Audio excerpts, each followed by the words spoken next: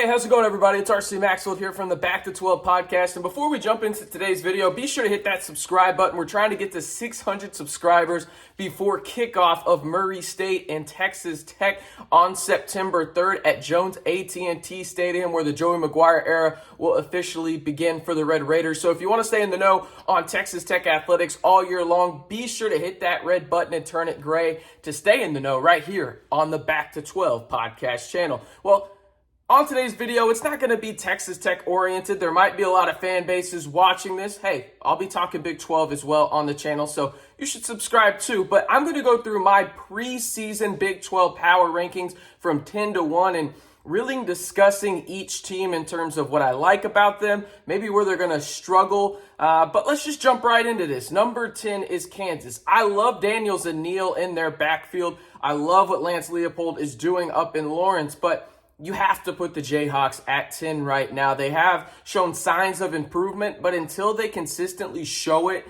and prove to me that, hey, they're going in the right direction on the field in terms of consistent success, because you've seen flashes of it, right? Just look at that UT game just last season where they beat the Longhorns down in Austin, right?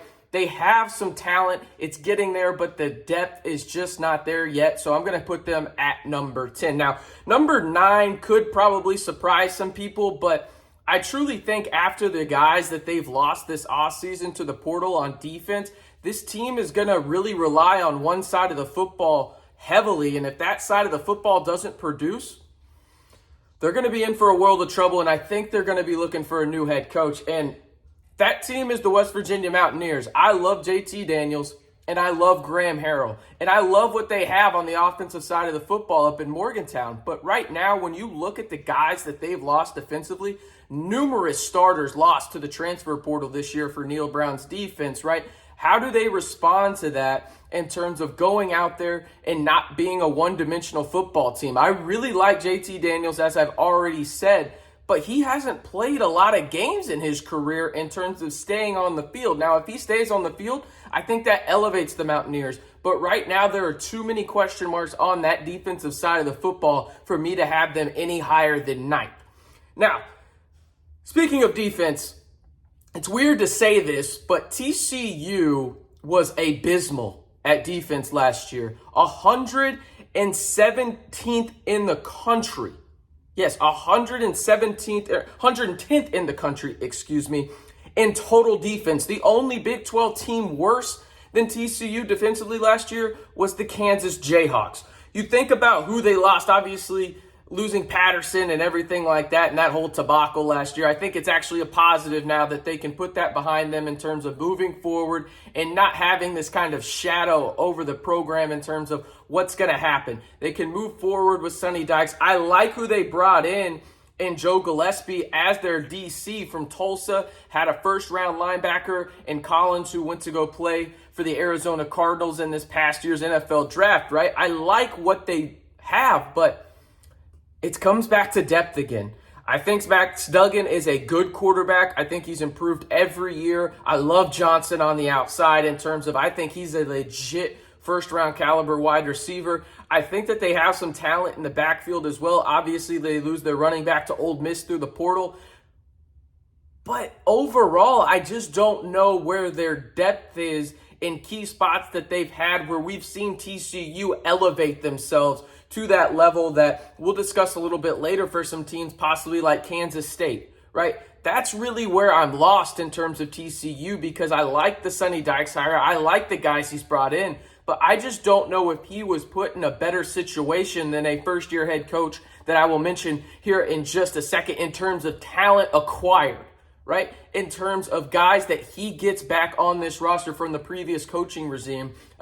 I think he lost a lot of guys, and I'm worried about that TCU defense. I think they do improve, but even if they improve 20 spots, they're still the second worst defense in total defense in the Big 12 if last year is any indication. So going to be interesting to see. But before I get into my number 7 team on here, be sure to hit that follow button and subscribe right here to the channel. Stay in the know on Texas Tech athletics and the Big 12 all year long. I'll be doing Big 12 betting videos. I'll actually have the first one out next Friday in terms of who I like to win in week 1 right before a bunch of teams open up their season in the Big 12. So be sure to hit that subscribe button to stay in the know right here. And we have the best Texas Tech podcast with an absolute legend of Lyle Leong, second behind only Michael Crabtree when it comes to receiving touchdowns at Texas Tech. So you know what to do. Hit that big red button and subscribe to the Back to 12 podcast channel. All right, speaking of first-year head coaches, at number 7, I have Texas Tech.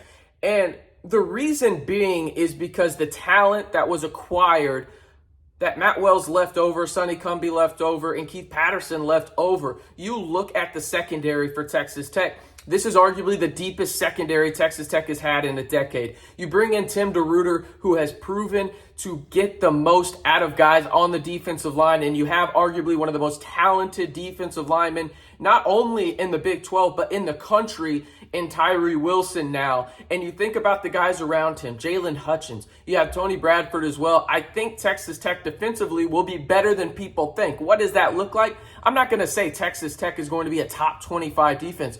Shoot, I'm not even going to say they're going to be a top 50. But if they're in the top 60, that's going to play because of the offense and what they have on that side of the football, mainly at the running back and quarterback position where Tyler Shuck was named QB1. I think that's awesome for the Red Raiders in terms of what Zach Kittley wants to do, and Zach Kittley is going to put players in the proper position to succeed. So I think when you look at Texas Tech on the offensive side of the ball, their running back room is one of the most proven in the conference, and I think that allows them to get and elevate their games a little bit. And really, they're looking for a bowl game just like TCU is and just like Iowa State is, who comes in at number 6 in my Big 12 power rankings. And the reason they come in at number 6, first and foremost, is their head coach, Matt Campbell. I think he is an absolute superstar.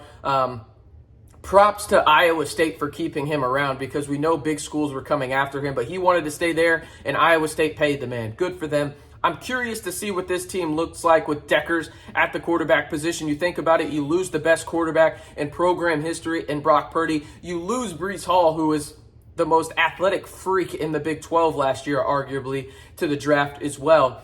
What is your offense going to look like? Who is going to replace these guys? Who's going to replace some of the defensive star power you lost as well for the Cyclones? It's going to be interesting to see. I'm betting on Matt Campbell, and it wouldn't surprise me if they're higher up when it's all said and done, just because of their great coaching, and they just seem to get the most out of their players, and they've proven that time and time again. But right now, I don't think I can put Iowa State any higher than 6th. Now, coming in at number 5 is my dark horse to win the Big 12, and that is the K-State Wildcats. I love Taylor Martinez, and I love Deuce Vaughn in the background. I will preface this. Taylor Martinez has to stay healthy for this to actually come to fruition and for Kansas State to elevate themselves to that dark horse that I mentioned previously. Now, you think about what Kansas State does offensively. They run the football, and then on defense, they muck it up.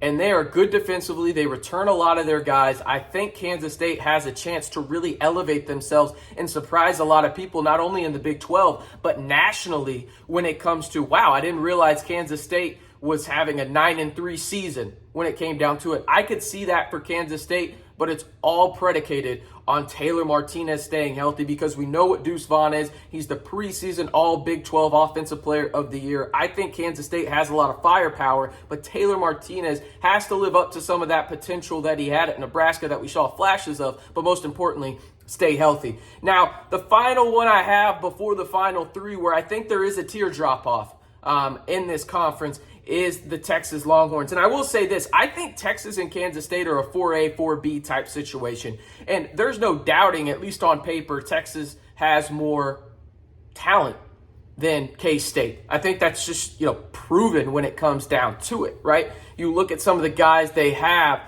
in Worthy at the wide receiver position and obviously Bijan Robinson at the running back position. And I'm interested to see what Quentin Ewers does, especially with a QB whisperer like Steve Sarkisian. This is a more bet on the talent and the depth of talent that Texas has. Now, the offensive line will be a concern for me going into week number 1 and really the whole season for the Longhorns. But I just have Texas ahead of K-State, and that's really, again, a 4A, 4B type situation. But I really want to see how Quentin Ewers adapts to the Power 5 level as the starting quarterback. And just what a weird situation that was when it came down to it in terms of the announcing the starter. That was probably the weirdest thing I've ever seen. Now, again, reminder, be sure to hit that subscribe button to stay in the know on everything Texas Tech athletics and Big 12 all season long right here on the Back to 12 podcast channel. I'm giving you daily videos on everything you need to know, and not just about the big sports either. In football, men's basketball, and baseball, I'll be talking about volleyball, soccer, softball, everything in between when it comes to Texas Tech athletics, and I'll have some betting stuff for the Big 12 football and men's basketball season right here on the Back to 12 podcast channel. So be sure to hit that subscribe button. I think you could put this top three in any order and I'd be okay with it. And honestly, right now, I'm talking to you, I'm changing it up on the fly. I'm actually doing that. So I did have Oklahoma State at number 2, but I'm switching it with the team I'll mention here in a little bit. So I have Oklahoma State at number 3, and their defense was absolutely legit last year with Knowles as the DC. Is it the same with Mason as the DC? I think they take a step back just because, again, you're probably not going to be third in the country when it comes down to it in national total defense, right? I just don't think that happens. But what's to say they're not top 25? I think that that's very realistic. Top 20 even, I think, is realistic. So I think Stillwater is based in the trenches. I think their defense is good, and I like Spencer Sanders, who right now, if you're asking me, who is the most proven quarterback in the Big 12, you have to take Spencer Sanders, because a guy we'll talk about here in a little bit hasn't had Power 5 snaps. He's dominated at the below the Power 5 level and transferred to a Power 5 school, but he hasn't proven it yet at the Power 5 level. At number 2, I have the team that I think is just arguably the team that nobody wants to face the most, and that's Baylor. I think Dave Aranda is an absolute superstar. They're actually my pick to win the Big 12 conference, but I can't in good faith put them at number 1. Remember last year they did win the Big 12 conference, but I just think the team we're going to talk about here in a minute has more talent, and I just absolutely love the hires that they made. I think Dave Aranda is the real deal. I really do. I just think he is the absolute real deal. And in a limited sample size, less than 90 pass attempts, I think Blake Shapen at the quarterback position is as well. Baylor is built in the trenches. They have a good offensive line. They have a good defensive line. And their secondary is solid as well. I think the Baylor Bears are a force to be reckoned with. And don't be surprised if at the end of the year we're talking about Baylor again in that college football playoff conversation. Speaking of college football playoff conversation, Oklahoma. They're my number 1 preseason team, and I love the hire of Brent Venables. Remember, he replaces Lincoln Riley. Lincoln Riley also takes Caleb Williams. What does Brent Venables do at the quarterback position? He brings in Dillon Gabriel, who is an absolute star at Central Florida, a new addition to the Big 12 here next year, but right now, obviously not in the conference. I think Dillon Gabriel's a star. I love Jeff Libby at the OC position, so I have to put Oklahoma here. I think they've lost a little bit of talent across the board, but Oklahoma doesn't rebuild, as we all know. They reload when it comes to football. All right, let me know, do you agree or disagree with any of my picks? Who is your preseason number 1 team in the Big 12? And one more reminder, I know I sound like a broken record, help us get to 600 subscribers before week 1 of the college football season, where Texas Tech will face off against Murray State at Jones AT&T Stadium. Again, I'm RC Maxfield. You know where to keep it locked to right here on the Back to 12 podcast channel.